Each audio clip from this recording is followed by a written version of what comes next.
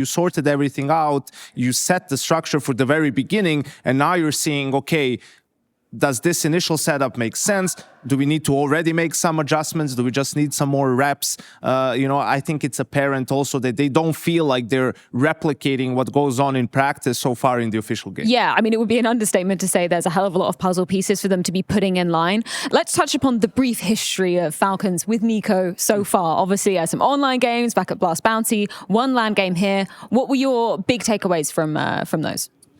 I think just some of the fundamentals aren't really as clean. Like, they're losing some rounds you're not really supposed to. They played Eternal Fire 2 times, which is, I mean, one of the hottest teams at the moment, really. And, winning Pistols, losing second rounds, losing to Pistols too many times.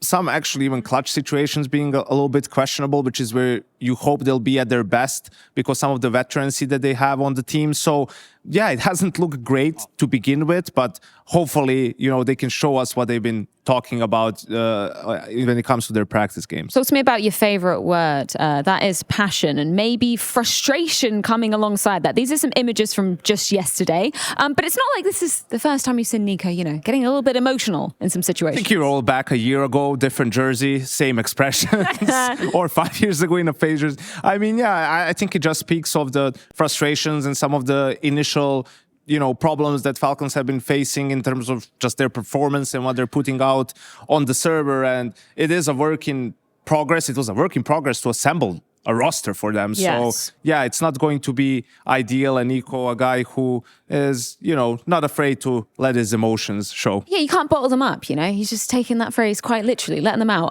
Can you give us a little bit of insight? Maybe it's cheeky for me to ask, but when you were coaching FaZe with Nico on the lineup, what was his temperament like then? Was he a player that, liked to exude when he